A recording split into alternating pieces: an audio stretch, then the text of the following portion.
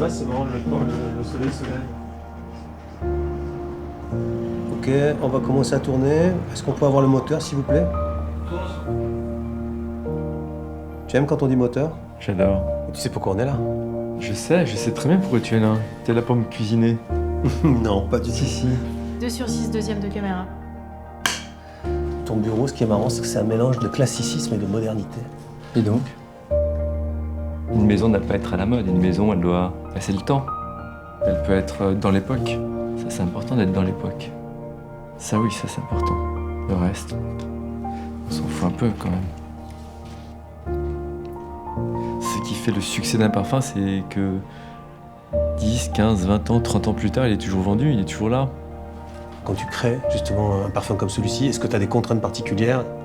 Des contraintes? Non, j'ai jamais de contraintes dans la maison. Je suis libre. Libre de créer, de composer. Pour moi, la liberté, c'est le seul combat qui vaille. Le parfum, ça vit sur la peau, ça vit sur une peau vivante, ça vit sur les gens qui bougent, qui vivent, qui s'embrassent, qui se détestent, qui s'aiment, qui se rencontrent. La peau, c'est ce qui fait vivre mes parfums. Le parfum, c'est aussi l'idée du sillage, donc c'est aussi la trace de soi qu'on laisse dans l'air, c'est aussi la part de soi qui reste dans la déambulation. On traverse un lieu, on laisse son parfum, on sort d'un ascenseur, on rentre dans une pièce, on quitte la pièce. Le parfum, c'est un souvenir en devenir. Il y a Kala, Sylvie Guillem, Sagan, c'est 3 femmes que j'aime beaucoup. Il y a des femmes et des hommes comme ça. Et ils ont été beaucoup critiqués, et j'aime bien l'idée que si on est critiqué à ce niveau-là, c'est qu'on est dans une forme de vérité.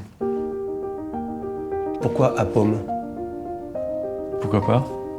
Parce que c'est beau. Et c'est beau parce que c'est simple. Faut que ça le reste. Ça peut être un prénom, ça peut être une ville. Tu habites où? Ça peut être un pays.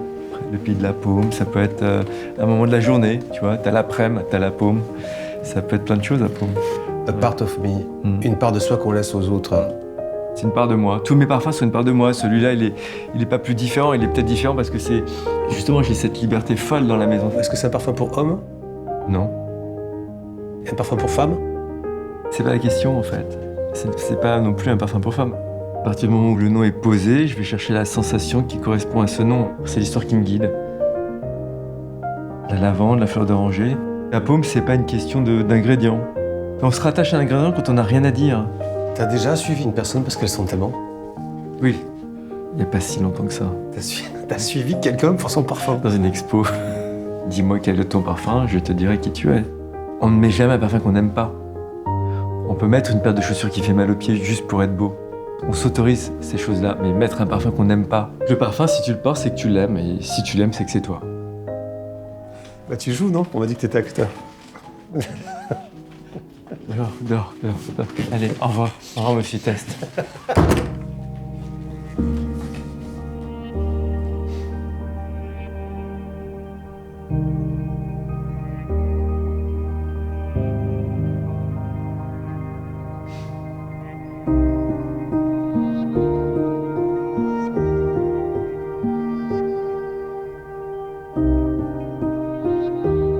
À paume, une part de soi qu'on laisse aux autres.